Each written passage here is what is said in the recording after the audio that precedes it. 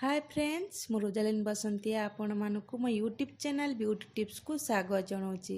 आजिकार beauty tips विषय वस्तु होची सौंदर्य चर्चार अमृतभंडा कदली मंदार फूलर उपकारिता।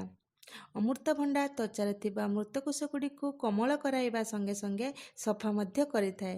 पाचिला अमृतभंडार को चुपा को छड़ाई भल भावे चकटी त्वचार लगांतु। एहा द्वारा त्वचा उज्जवल हेबा संगे संगे नुआ कोष मध्य तैयारी होइथाए।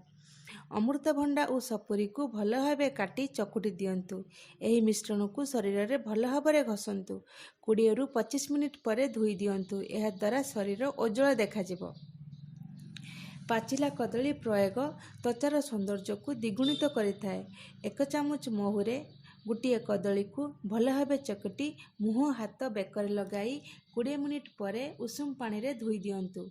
बाहरु काम सारी फेरिया परे प्रत्येक दिन त्वचा सफा पाई एही नियम अवलंबन करंतु।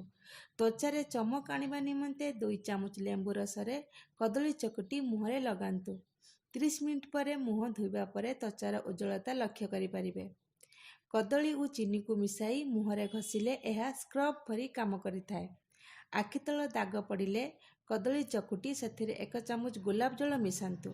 आखि उपरे छोट धला कपड़ा रखी एही मिश्रण को लगांतु। 30 मिनिट पर ताहाको बाहर करी आखि धोई दियंतु। 1 सप्ताह एपरि कले आखि तल दाग कम होइथाए। कदली को कंचा क्षीर सह मिसाई त्वचारे लगाइले दाग मध्य दूर होइथाए। साधारणतः आमे मंदार फूल को पूजा पाई व्यवहार करिथाउ, हेले एही फूलर अनेक उपकारिता रहिछि। एही मंदार फूल पत्र केश पाई बेस लाभदायक।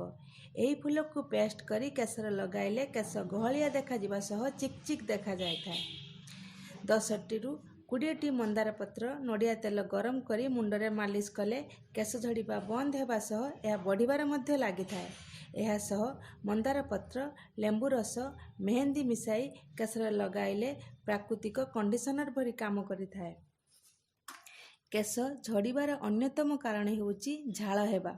एणु प्रति 3 दिन थरे केश शैम्पू करि नेबा उचित, नहेले साधा पानी रे भल भावे धोई नियंतु।